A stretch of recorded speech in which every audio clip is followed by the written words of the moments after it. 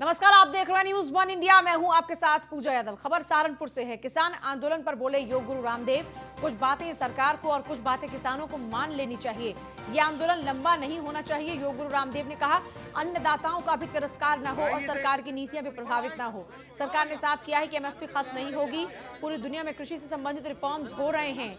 भारत सरकार भी यही चाहती है कि जिससे अन्नदाता का भला हो वो काम हम करें। जिले में पतंजलि मेगा स्टोर का उद्घाटन करने पहुंचे थे योग गुरु बाबा रामदेव और इसी दौरान में जो गतिरोध इस वक्त किसान और सरकार के बीच में चल रहा है, उस गतिरोध को लेकर उनकी ओर से कहा गया कि कुछ कदम किसान चलें, कुछ कदम सरकार, यानी कुछ किसान झुकें और कुछ सरकार। न सरकार की नीतियां प्रभावित हो और न ही किसानों का तिरस्कार हो। कोई ऐसा रास्ता निकाला जाए।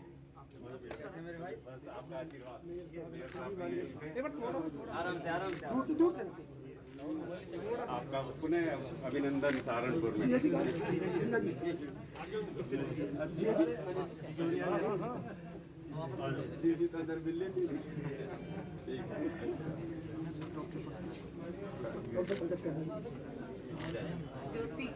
होता ही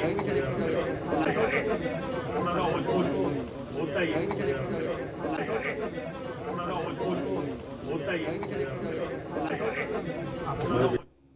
कि पतंजलि और रुचि सोया के माध्यम से इस देश की अर्थव्यवस्था में, इस देश को आर्थिक स्वावलंबन बनाने की दिशा में हम एक बड़ा योगदान दे पाएँ, तो उस दिशा में भी हम आगे बढ़ रहे हैं और नए वर्ष पर कुछ नई घोषणाओं के साथ भी आपसे जल्दी मिलेंगे। बाबा जी, जैसे किसान जो है उस पे है, सड़कों पे है, आंदोलन हो रहा है, तो क्या लगता है कि केंद्र सरकार सुन नहीं रही है? किसानों का एक बहुत ही संवेदनशील मुद्दा है और मुझे लगता है इसमें और ज़्यादा लंबा नहीं खींचना चाहिए आंदोलन को। कुछ बातें सरकार को और कुछ बातें किसानों को मान करके एक बीच का रास्ता इसमें ज़रूर निकालना चाहिए। अन्नदाता का भी किसी प्रकार से तिरस्कार ना हो और सरकार जो करना चाहती है एग्रीकल्चर रिफॉर्म्स, और आज पूरी दुनिया में सभी क्षेत्रों में क्रांति हो रही है, तो कृषि क्षेत्र में भी दो तरह से विकास की संभावनाएं हैं।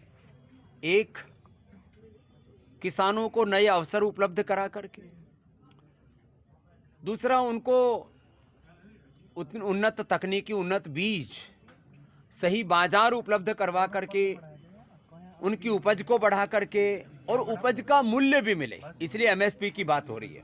और सरकार ने इस संदर्भ में बार बार कहा भी है, लिखित आश्वासन देने के लिए भी सरकार तैयार है कि हम एमएसपी को बंद नहीं करने जा रहे हैं, बल्कि एमएसपी को बढ़ाने के लिए और मंडियों को बढ़ाने की बात है और तमाम तरह के जो सुविधाएं देने की बात है उस पर भी सरकार सहमत है। मैं आश्वस्त हूँ कि ज़रूर कोई ना कोई रास्ता जल्दी निकलेगा और ये गतिरोध खत्म होगा, क्योंकि इस गतिरोध से जहाँ एक और किसानों के भी आगे हानि होने की संभावना है, क्योंकि आगे अब फसल भी आएगी और उसमें निराई गुड़ाई से लेकर के बहुत तरह की उनको दिक्कतें आने की संभावना है। देश की गति भी अवरुद्ध हो रही है। वहीं सरकार और किसानों के बीच इस पूरी तनातनी से राष्ट्र का भी कहीं ना कहीं हित बाधित हो रहा है। बाबा जी, आपने वो एक बनाई थी पार्टी, उसका क्या रहा? कहाँ पार्टी बनाई? तेरे कहाँ रजिस्ट्रेशन लग गया बाबा? अभी पार्टी जो बनाई थी आपने, हमने तो भारत स्वाभिमान, क्या अपना भविष्य? भारत स्वाभिमान ट्रस्ट था बेटा, पार्टी नहीं थी, है ना। तो भारत स्वाभिमान आज भी हमारा एक ट्रस्ट है, न्यास है, और वो भी आज भी पूरे देश में योग का, आयुर्वेद का, स्वदेशी का, वोकल फॉर लोकल का ये जो पूरा आंदोलन है, भारत को आत्मनिर्भर बनाने का जो आंदोलन है, वहाँ आज भी भारत स्वाभिमान का मुख्य लक्ष्य है और उस दिशा में हम कार्य कर रहे हैं। और 600 जिलों में 5 रामनगरी पहुंचे अयोध्या में और अपर सचिव पहुंचे हैं। दरअसल रामनगरी अयोध्या में अपर सचिव सूचना एवं लघु नवनीत सहगल पहुंचे हैं। जागरूकता कार्यक्रम में बतौर मुख्य अतिथि पहुंचे हैं अपर सचिव। न्यूज वन इंडिया से अपर सचिव नवनीत सहगल ने खास बातचीत भी की इस दौरान। रामनगरी अयोध्या में इस वक्त मौजूद हैं उत्तर प्रदेश सरकार में एसीएस सूचना और लघु नवनीत सहगल जी। आज अयोध्या में क्या कुछ खास कार्यक्रम रहे? सर, स्वागत है आपका न्यूज वन इंडिया में। किस तरह से देख रहे हैं सर इन्फॉर्मेशन की दृष्टि से, चूंकि आज एक तालीम को लेकर के एक बड़ा कार्यक्रम अयोध्या में रहा? नहीं, आज का जो कार्यक्रम है वो ये है कि हम कैसे जो हमारे युवा हैं उनको उद्यमी बना सकते हैं, उनको उद्यम की ट्रेनिंग दे सकते हैं। अभी जैसे यहाँ पे एक जनपद एक उत्पाद की प्रदर्शनी भी लगी हुई है, तो ये बताने के लिए कि जो स्थानीय परंपरागत उद्योग हैं, स्थानीय परंपरागत विधाएं हैं, क्राफ्ट है, उसको कैसे आगे बढ़ाया जा सकता है और उससे रोजगार के और कैसे साधन उत्पन्न किए जा सकते हैं, उसके बारे में आज ये वर्कशॉप है विश्वविद्यालय के साथ। सर एज ए लघु तमाम सारे उपाय किए जा रहे हैं। अगर बात करते हैं सूचना को लेकर के, किसानों को लेकर के तमाम सारी भ्रांतियां फैली हुई हैं, उसमें कहीं ना कहीं से आवश्यकता है सरकार को और ज़्यादा अवेयर करने की। क्या तैयारी चल रही है सर? नहीं, देखिए, सरकार अपना सारे विवरण सबको उपलब्ध करा रही है कि सरकार माननीय मुख्यमंत्री जी ने भी ये विवरण दिया, माननीय प्रधानमंत्री जी ने भी दिया है कि एमएसपी समाप्त नहीं होगा। और कभी सरकार ने पिछले साल से इस साल 1.5 गुना ज़्यादा धान खरीदा है, तो सरकार की इंटेंशन तो सामने दिखाई दे रही है। सरकार किसानों की मदद कर रही है। हम लोग प्रचार प्रसार के माध्यम से भी किसानों को बता रहे हैं सरकार की क्या क्या योजनाएं हैं।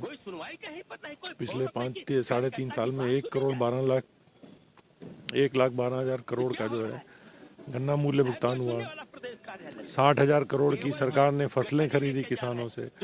24,000 करोड़ रुपया प्रधानमंत्री किसान सम्मान योजना का और किसानों के खाते में गया। तो सरकार तो किसानों के लिए काम कर ही रही है। सर सवाल कि कोरोना काल में जो है पत्रकारों के लिए पत्रकारिता करना एक बड़ी चुनौती बनती चली जा रही है पूरे सूबे में, चूंकि विपक्ष भी तमाम सारे आरोप मीडिया पर भी लगा रहा है, उनके लिए सर क्या तैयारी कर रहे हैं? नहीं, कोरोना का मीडिया से भाई हर काम में उस कोरोना से असर पड़ा है, तो आपको थोड़ा है कि माइक का हैंडल थोड़ा आप लंबा कर लीजिए बस। बिल्कुल, ये थे हमारे साथ नवनीत सहगल जी जो एसीएस होम है लघु का भी जो है कार्यभार वही देख रहे हैं, और यही कारण है कि आज वो अयोध्या में मौजूद थे। सहयोगी वीडियो जर्नलिस्ट मोहम्मद रजा के साथ राघवेंद्र शुक्ला, न्यूज़ 1 इंडिया। जागरूकता कार्यक्रम में बतौर मुख्य अतिथि शामिल हुए थे नवनीत सहगल। न्यूज़ 1 इंडिया से खास बातचीत की है एसीएस नवनीत सहगल ने। रामनगरी पहुंचे एसीएस सूचना नवनीत सहगल, और इसी दौरान में न्यूज़ 1 इंडिया से खास बातचीत भी की। जागरूकता कार्यक्रम में बतौर मुख्य अतिथि उन्होंने शिरकत की, और इसी दौरान न्यूज़ 1 इंडिया से खास बातचीत भी की एसीएस नवनीत सहगल ने।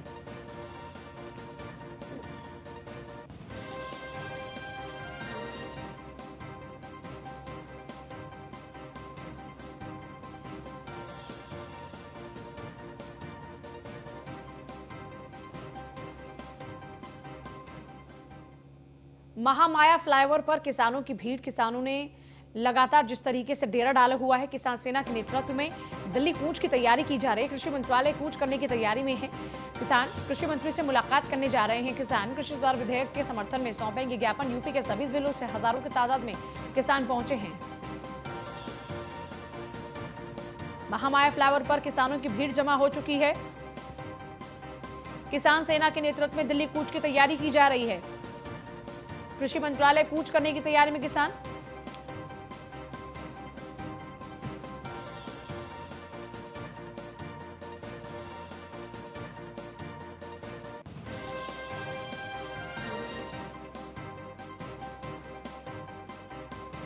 मंत्रालय कूच करने की तैयारी में है किसान। महामाया फ्लाईओवर पर इसी के चलते किसानों की भीड़ जमा हो चुकी है। किसान सेना के नेतृत्व में दिल्ली कूच करने की तैयारी। कृषि मंत्रालय का घेराव किया जाएगा। कृषि मंत्रालय कूच करने की तैयारी में इस वक्त किसान, और इसी के चलते गांव से भी अब काफी तादाद में किसान महामाया फ्लाईओवर पर पहुंच चुके हैं। किसानों की भीड़ जमा हो चुकी है। किसान सेना के नेतृत्व में दिल्ली की ओर कूच करने की तैयारी में है किसान। कृषि मंत्रालय कूच करने की तैयारी में किसान। ये तस्वीरें आपके सामने हैं, और आप देख सकते हैं किस तरीके से यहाँ सैकड़ों की तादाद में किसान जमा हो गए हैं और दिल्ली कूच की तैयारी कर रहे हैं। इसी के चलते महामाया फ्लाईओवर पर काफी भीड़ जुट चुकी है किसानों की। किसान सेना के नेतृत्व में दिल्ली कूच की तैयारी। कृषि मंत्रालय का घेराव करने के लिए ये लोग तैयारी कर रहे हैं, और इसी के लिए कृषि मंत्रालय की ओर कूच करने के लिए इन्होंने अपने काफी समर्थकों को बुला लिया है। किसान सेना के नेतृत्व में दिल्ली कूच की तैयारी।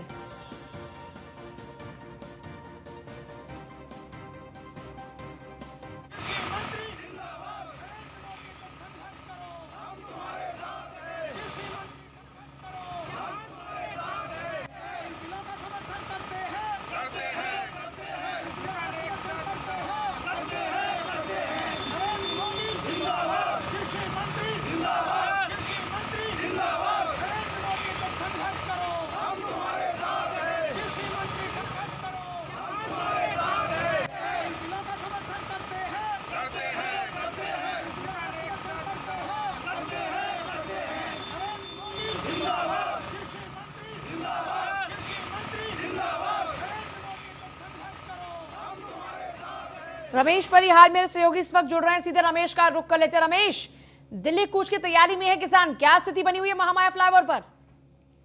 मैं आपको जानकारी देना चाहता हूं कि हजारों की संख्या में किसान जो हैं ग्रामीण क्षेत्रों से निकलकर यहां आए हैं, आगरा अन्य जगहों से आए हैं, महामाया फ्लाईओवर पर इस टाइम रुके हुए हैं, अपने साथियों का इंतजार कर रहे हैं। इनका कहना है कि हम केंद्र सरकार के इन बिल से खुश हैं और इनका समर्थन करने जा रहे हैं।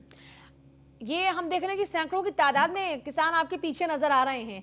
किसान सेना के नेतृत्व में ये दिल्ली कूच की तैयारी में है, क्या कुछ तैयारियां इनकी हैं? और पुलिस प्रशासन भी जाहिर सी बात है मुस्तैद नजर आ रहा है।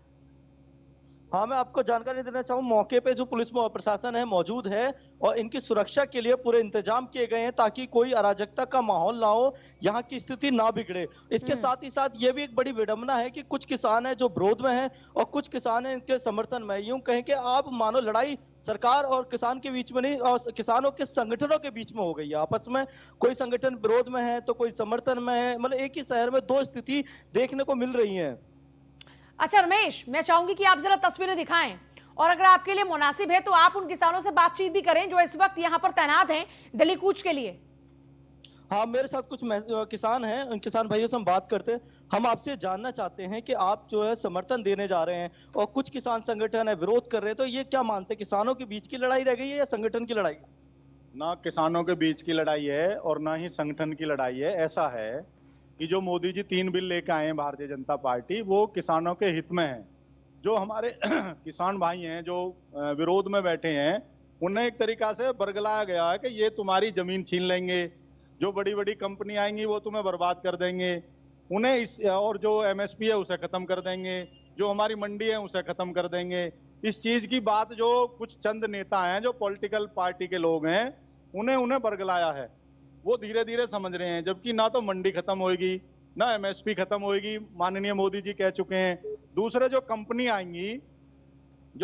आएंगी वो फसल पे समझौता करेंगी और वो किसी की जमीन पर समझौता नहीं करेंगी। जो हम फसल बोएंगे उस पर समझौता होगी, उससे हमें फायदा होगा। बीज कंपनी देगी, वो देख रेख करेगी, हमसे एग्रीमेंट करेगी, और अगर कोई कल को फसल भी खराब होती है तो उसकी जिम्मेवारी वो कंपनी की रहेगी। तो ये चीजें जो उन्हें शुरू में बरगलाया गया उन्हें पता नहीं थी, इसलिए वो विरोध में है। धीरे धीरे वो कम से कम 60-70% लोग जो किसान हैं वो जा चुके हैं। चंद जो नेता हैं जो हमारे पंजाब से हरियाणा से जिनके आड़तों के बड़े बड़े काम हैं, जिनका एक बहुत बड़ा गेम है, वो लोग उन्हें पीछे से समर्थन कर रहे हैं, पैसे से हर चीज से वो बैठे हैं। और देखिए, अभी किसानों के द्वारा बात हुई है और ये बता रहे हैं कि कुछ आप जिनके साथ में खड़े हैं, ये अलग अलग यहाँ पर 2 किसान संगठन भी मौजूद हैं क्या, जिनसे आप बातचीत कर रहे हैं? उनका साफ तौर पर कहना है कि किसानों को बरगलाया जा रहा है। तो क्या ये सरकार के समर्थन में वहां पर पहुंच रहे हैं दिल्ली कूच? जी, ये किसान जो सरकार के समर्थन में जा रहे हैं, केंद्रीय मंत्री कृषि मंत्री से मिलने जा रहे हैं, उनको आभार प्रकट करने जा रहे हैं कि ये बहुत ही अच्छा बिल है और किसानों के हित का बिल है। यानी यहाँ पर जो तादाद में लोग जुटे हुए हैं, ये दरअसल वो लोग हैं, वो किसान हैं जो सरकार के फेवर में खड़े हुए हैं, जो ये कह रहे हैं कि सरकार ने जो कदम उठाया है वो बिल्कुल अच्छा कदम है और इनके लिए हितकारी भी साबित होगा। जरा एक बार तस्वीरें आप दिखाइए कि वहां पर क्या कुछ चल रहा है, किस तरह की एक्टिविटीज फिलहाल हो रही है, क्या कुछ मूवमेंट है रमेश? जी, मैं आपको तस्वीरों में दिखाना चाहूंगा कि यहाँ पे जितने भी किसान हैं मौके पे इकट्ठे हैं, नारेबाजी कर रहे हैं और अपने साथियों का इंतजार कर रहे हैं। इनका कहना है कि हमारे साथी हजारों की संख्या में यहाँ से आ रहे हैं और इसके साथ ही देखिए पुलिस की मुस्तैदी भी है। यहाँ सभी प्रकार से तैयारियां की गई हैं कि कोई माहौल ना बिगड़ पाए, इसको लेकर पुलिस प्रशासन पूरी तरीके से मौजूद है। नारेबाजी किसके खिलाफ यहाँ पर हो रही है? किसान संगठनों के खिलाफ में? नहीं, ये नारेबाजी देश के प्रधानमंत्री के पक्ष में हो रही है, कृषि मंत्री के पक्ष में हो रही है। इनकी ओर से कहा जा रहा है कि हम आपका आभार प्रकट करना चाहते हैं, आपने हमारी व्यवस्थाओं में परिवर्तन लाने के लिए इस प्रकार के अच्छे बिल लाए हैं। अच्छा, यहाँ पर इसी रास्ते में किसान और भी हैं जो संगठन इस वक्त धरने पर बैठे हुए हैं और वो अपोज कर रहे हैं जो इस वक्त 3 कृषि बिल हैं। ये उनको अपोज करने के लिए भी आगे बढ़ रहे हैं क्या? ऐसे में तो इन लोगों के बीच में गतिरोध होने की भी संभावना है। वहां पर एहतियातन क्या कदम उठाए जा रहे हैं इसको लेकर? देखिए, एहतियातन तौर पे पुलिस ने अपनी सुरक्षा जो है वो कड़ी कर ली गई है, क्योंकि और संगठन भी हैं वो विरोध में सड़क जाम करना चाहते हैं और ये पक्ष में जा रहे हैं।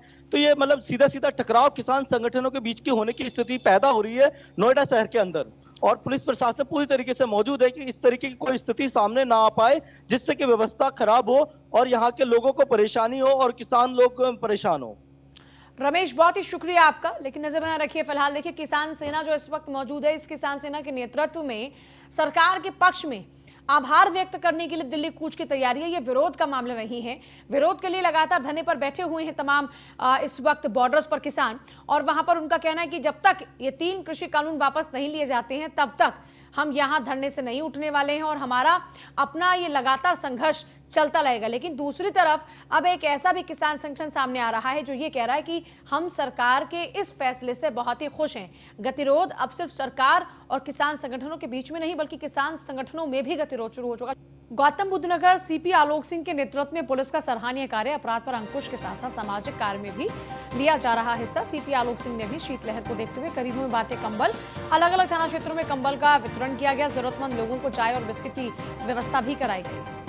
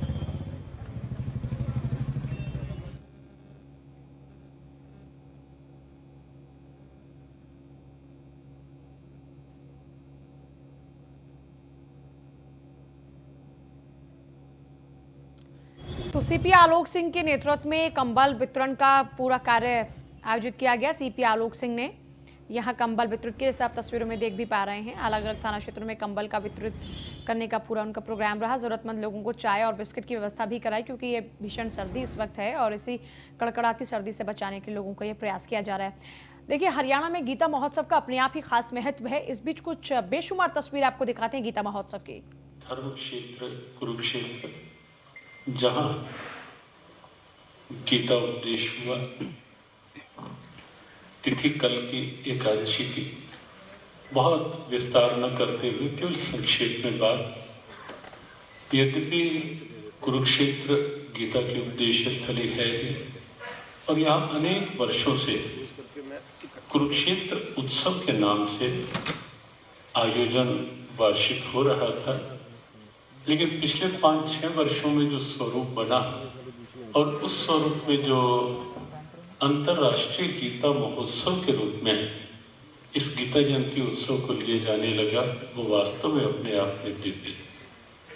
हम और कुछ बात करें उससे पूर्व हम केवल इतना ही संकेत पूज्य संतों का परिचय, यद्यपि सभी पूज्य संत हर वर्ष उनकी कृपा प्राप्त होती है। इस गीता जयंती के पावन अवसर पर कार्यक्रम की अध्यक्षता मां सिंह पुनिया जी ने भी संकेत किया, संचालन करते हुए। वस्तुतः हमारे मध्य हमारे जूना पीठाधीश्वर परम श्रद्धेय पूज्यपाद शिव स्वामी आचार्य महामंडलेश्वर शिव स्वामी अवधेशानंद गिरी जी महाराज उपस्थित हैं। उन्हीं से निवेदन कि आज के कार्यक्रम की अध्यक्षता के लिए उन्हीं की कृपा प्राप्त हो, और साथ में हमारे पंचायती बड़ा अखाड़ा उदासीन के श्री महंत प्रमुख हमारे परम पूज्य श्रीमान महेश्वर दास जी महाराज विराजित हैं यहाँ मंच पर। आप सब इधर दर्शन कर रहे हैं। समूचे विश्व में योग को एक नया आयाम और एक सहज प्रेरणा जिन्होंने बनाया, घर की छतों से लेकर हर पार्क तक, गली मोहल्ले से लेकर राजभवनों तक, योग जिनके माध्यम से पहुंचा, लुप्त हो रही एक परंपरा फिर से जो एवं परंपरा प्राप्त राजऋष्यो विदुषा काले महता योगो नष्टा परंतप गीता उपदेष्टा भगवान चतुर्थ अध्याय में कहते हैं। एक बार फिर से उसे जब मानो एक नई संजीवनी मिली, परंपरा अनादि है, एक नई संजीवनी मिली। पूज्य योग ऋषि स्वामी रामदेव जी महाराज यहाँ मंच पर विराजित हैं, उपस्थित हैं। मंच पर हमारे पूज्य जूना पीठाधीश्वर जी महाराज के बिल्कुल सन्निकट हमारे परम पूज्य स्वामी परमात्मानंद जी महाराज सीधा सीधा राजकोट से मार्ग के अवरोध, सब जानते ही हैं कि दिल्ली से आना आजकल थोड़ा दूभर सा कार्य हो गया है, लेकिन तो भी उस स्थितियों में कुछ विलंब से लेकिन उनका आगमन हुआ, आनंद हुआ। हिंदू धर्माचार्य सभा है वरिष्ठ, देश के वरिष्ठ आचार्यों की, जो पूज्य स्वामी परमात्मानंद जी के महाराज के पूज्य गुरुदेव पूज्य पाद स्वामी दयानंद सरस्वती जी महाराज ने जिसकी स्थापना की, और वर्तमान में हमारे जूना पीठाधीश्वर जी उस सभा के अध्यक्ष पद को गौरवान्वित कर रहे हैं। उसके संयोजक महामंत्री, या यूँ कहें कि उसकी कर्मठता उस आचार्य सभा की, हाँ महाराज श्री कह रहे हैं कि उसकी नाभिकीय सत्ता हमारे पूज्य स्वामी परमात्मानंद जी महाराज गुजरात से विशेष रूप से यहाँ आए हैं, और उन्हीं के सन्निकट पंजाब से हमारे परम स्नेही भूपेंद्र सिंह जी महाराज यहाँ मंच पर भी उपस्थित हैं। इसी क्रम में जगन्नाथ धाम हरिद्वार से पूज्य अरुणदास जी महाराज यहाँ हैं, और यहाँ कुरुक्षेत्र में ही जो एक पौराणिक तीर्थ है स्थानेश्वर महादेव, वैसे मुख्य पेहवा में अनेक स्थान हैं आपके, यहाँ स्थानेश्वर महादेव मंदिर के पूज्य महंत वंशीपुरी जी महाराज यहाँ विराजित हैं। इस्कॉन की स्थानीय जो शाखा है कुरुक्षेत्र, उसके वर्तमान में संचालक हमारे पूज्य साक्षी गोपाल दास जी यहाँ मंच पर हैं। लक्ष्मी नारायण मंदिर एक पौराणिक स्थल है, पूज्य अनूप गिरी जी यहाँ, अनूप गिरी जी हैं बट हाँ जी, और उन्हीं के बगल में हमारे ब्रह्म ऋषि विश्वात्मा बावरा जी महाराज विराटनगर पिंजौर से, उनके परम शिष्य आदरणीय ब्रह्मचारी दिनेश जी महाराज यहाँ मंच पर हैं। और हाँ जी, अमृतसर से हमारे परम आदरणीय छोटू जी महाराज यहाँ मंच पर विराजित हैं। और इस ओर अभी कुछ ही मिनटों में पूज्य सुधांशु जी महाराज का स्थान है, और वो आने वाले हैं। वही दिल्ली से आते हुए मार्ग के कुछ अवरोध वो आ ही रहे हैं। और हमारे आदरणीय इंद्रेश जी महाराज, इंद्रेश जी अब देखो, सुबह हमारे जूना पीठाधीश्वर जी ने कहा कि रंग कुछ कुछ मिलता हुआ है, लेकिन बहुत अच्छे चिंतक विचारक, ये अभी उनके जो लिखित ये पूज्य संतों को समर्पित किए, उन्होंने जो छुआछूत मुक्त समरस भारत की जो एक दिव्य बहुत अनूठी और नागरिकता संशोधन अधिनियम का जो हलचल हुई, उस पर बड़ा शोधपूर्ण लेखन आदरणीय इंद्रेश जी के द्वारा, और सिंधु यात्रा को एक नया स्वरूप मिला। उसमें भी हमारी संस्कृति का मूल स्रोत जो है सिंधु, उसमें भी इंद्रेश जी की बहुत बड़ी भूमिका है। तो यहाँ इंद्रेश जी विराजित हैं राष्ट्रीय स्वयंसेवक संघ के वरिष्ठ प्रचारक के रूप में। हमारे अवधूत आश्रम है यहाँ कुरुक्षेत्र से जब हम ज्योति सर जाते हैं, वहाँ से आदरणीय ज्ञानेश्वर जी महाराज यहाँ हैं। और सेवा में सदैव निरत हमारे आदरणीय हरिओम परिव्राजकाचार्य जी यहाँ मंच पर उपस्थित हैं। क्योंकि समय की एक सीमा में ही हमें कार्यक्रम करना है, सब संतों को प्रस्थान भी करना है, और हम स्थानीय रूप में ही केवल 2-4 मिनट में ही कुछ शब्दों में यहाँ स्थानीय 2 संतों को हम कुरुक्षेत्र की ओर से जो आगंतुक सभी संतों का अभिनंदन भी करेंगे। हमारे आदरणीय साक्षी गोपाल जी महाराज।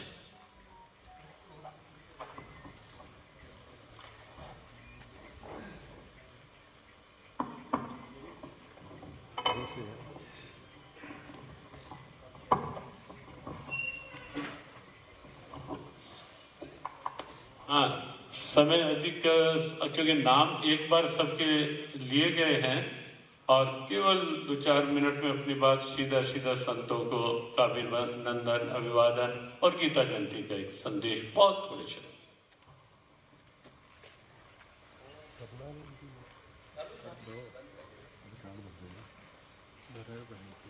हरे कृष्णा। ओम अज्ञानतिमिरन्धस्य ज्ञानञ्जनशलाकया चक्षुरुन्मीलितं येन तस्मै श्री गुरुवे नमः।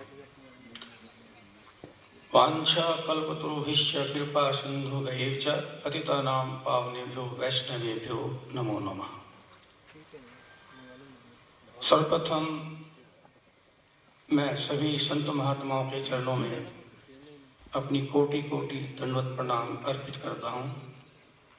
इस धर्म क्षेत्र पुस्तक की पावन भूमि में इन संत महात्माओं ने आकर के हम सबका सौभाग्य बढ़ाया है। संत समागम हरि कथा तुलसी दुर्लभ दोय सुत दारा और लक्ष्मी तो पापी के भी होए।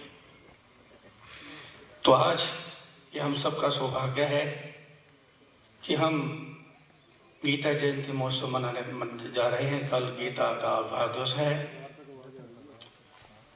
ये जो भगवत गीता है ये वास्तव में हमारे मानव जीवन का शास्त्र है। गीता शास्त्रम इदम पुण्यम। गीता महात्म्य में आया है कि वास्तव में गीता कोई साधारण पोथी नहीं है, ग्रंथ नहीं है, कोई किताब नहीं है, ये तो शास्त्र है। और शास्त्र का अर्थ होता है जो हमारे मानव जीवन को शासित करे, अर्थात वो कानून यदि जिनका हम पालन करें तो हम आनंद और शांति के साथ ये मानव जीवन यापन करके भगवत धाम की प्राप्ति कर सकते हैं। इस मानव जीवन में प्रत्येक व्यक्ति शांति की खोज में है और परमपिता परमात्मा परम ब्रह्म भगवान श्री कृष्ण जी इसी स्थल पर धर्म क्षेत्र कुरुक्षेत्र की पावन भूमि में आज से लगभग 52 साल पहले शांति का फार्मूला सारे मानवता को प्रदान करते हैं। मैं केवल इसी को बता करके अपनी वाणी को विराम दूंगा। भगवत गीता का ये 5वां अध्याय है और अध्याय नंबर 29 से अंतिम श्लोक है भगवत गीता के 5वें अध्याय का, जिसमें परमपिता परमात्मा परम ब्रह्म भगवान श्री कृष्ण सारी मानवता को शांति का सूत्र दे रहे हैं। भोक्तारम यज्ञ तपसाम सर्वलोक महेश्वरम सुहितम सर्वभूतानाम ज्ञात्वा माम शांति मृच्छति। हे अर्जुन, जब कोई मनुष्य ये जान लेता है कि परम ब्रह्म श्री कृष्ण के रूप में मैं ही एकमात्र भोक्ता हूँ, भोक्तारम यज्ञ तपसाम, इस संसार में जितने भी यज्ञ किए जाते हैं उसका भी एकमात्र भोक्ता मैं हूँ। इस संसार में जितनी भी तपस्याएं की जाती हैं उनका भी एकमात्र इंजॉयर मैं हूँ। और जो व्यक्ति जान लेता है कि मैं ही एकमात्र सारे जीवों का सुहित हूँ, शुभचिंतक हूँ, मुझसे बढ़ के दुनिया में कोई शुभचिंतक नहीं हो सकता। सुहितम सर्वभूतानाम, केवल मनुष्यों का नहीं, प्रत्येक जीवात्मा का। जब मेरे बारे में ये बातें कोई व्यक्ति जान लेता है और उनको अपने जीवन में अमल करता है तो उसके जीवन में ऑटोमेटिक शाश्वत शांति आ जाती है। प्रत्येक व्यक्ति शांति की खोज में है। सारे संसार में कलह है और जब तक हम इस सूत्र को अपने जीवन में नहीं अपनाएंगे तब तक हमारे जीवन में शांति नहीं आ सकती। हरे कृष्ण कृष्ण कृष्ण हरे हरे, हरे राम राम राम हरे। पुनः पुनः मैं हरियाणा सरकार का भी धन्यवाद करता हूं जिन्होंने इस गीता जयंती महोत्सव को अंतर्राष्ट्रीय पर स्तर पर पहुंचाया है। और सभी आप सबका स्वागत है, धन्यवाद है।